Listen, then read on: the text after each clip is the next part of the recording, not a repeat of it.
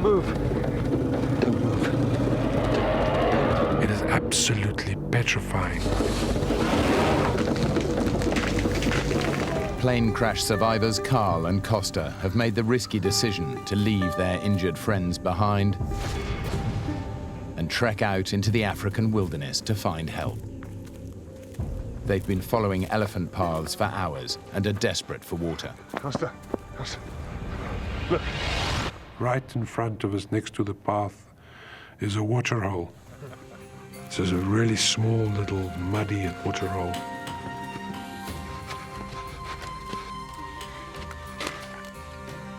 The problem is, the elephants got there first.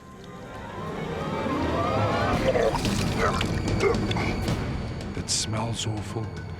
It tastes awful. It's full of excrement from the elephants, urine from the elephants. It's really foul.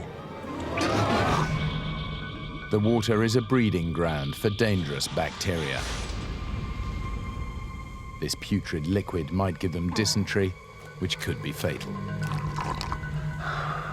I'm concerned that it would have harmful effects on my body.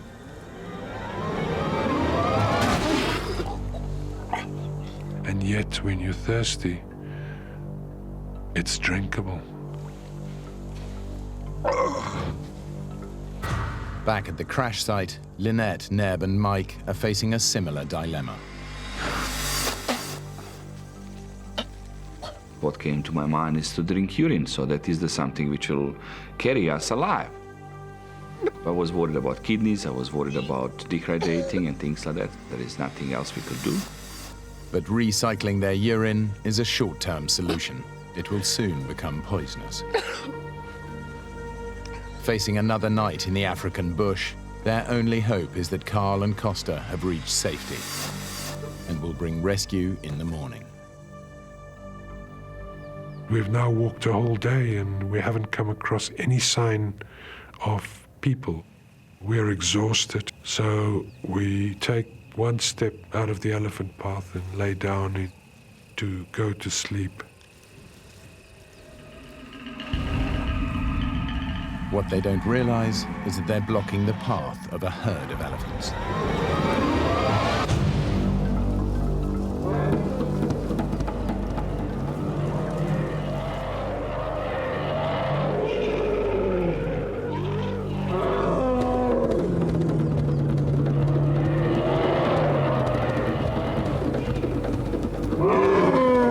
Don't move.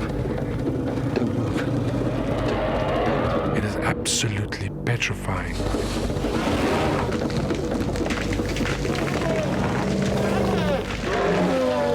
Costa's telling me not to move, but I'm unable to follow the instruction.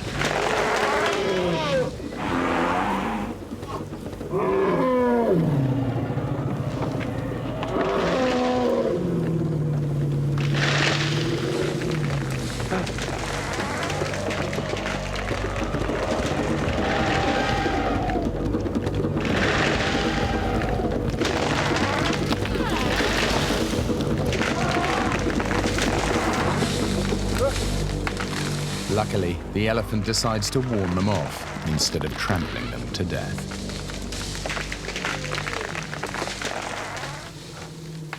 As night falls, the African bush has another surprise for them.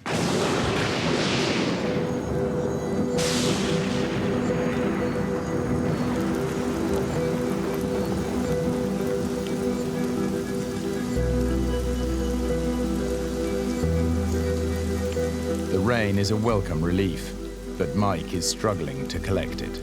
I put various plastic things around just to try to collect some water, because obviously that's what we need. But the rain brings with it a terrible worry. It's in danger of putting the fire out, and Mike has no means of relighting it. Without fire, they're vulnerable to attack by predators. I try even to go back to the aeroplane.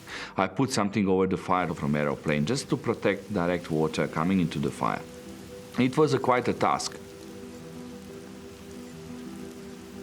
Mike manages to save the fire, But before any water can be collected, the rain stops. The survivors are left as thirsty as if the rain had never happened.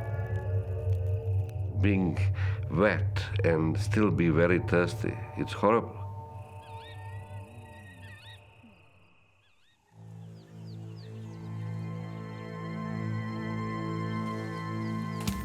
Carl and Costa have survived another night in the bush, but Carl is increasingly worried that they're nowhere near to Mound. We are walking towards Mound. We should be directly under the flight path.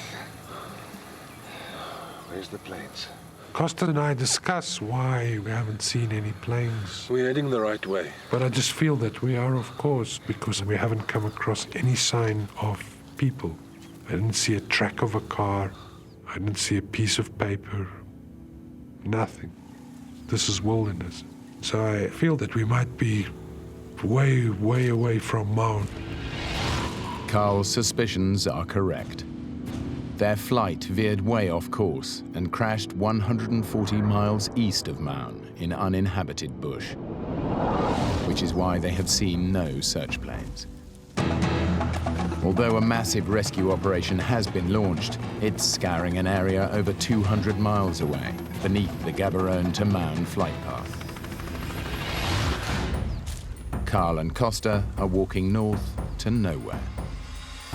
And time is running out for the survivors at the crash site. Things are getting worse and worse. Lynette is now getting more seriously sick.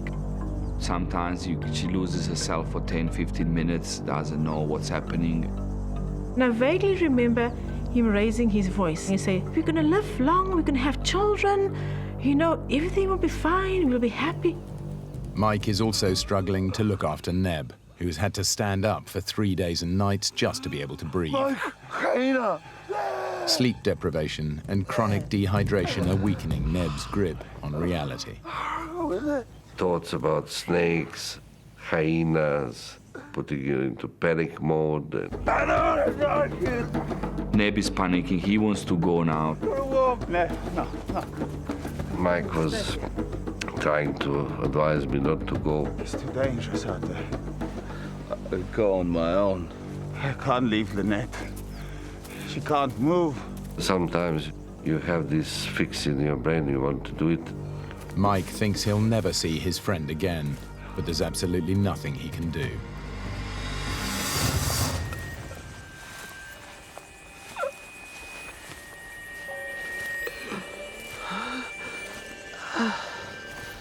Neb's condition is causing him to hallucinate. I wanted to find village with the people who will just pull us and rescue us.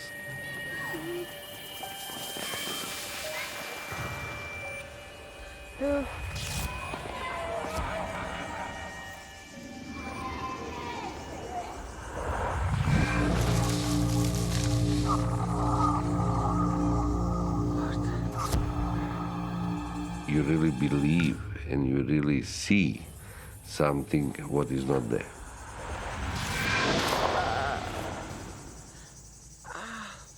The moment when you see there is nothing there, that is a big disappointment.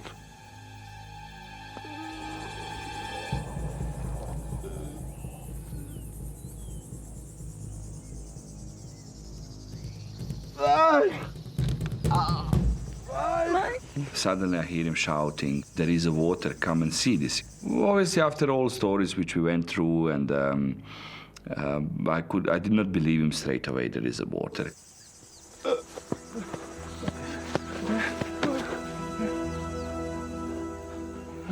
But this time, it really is water.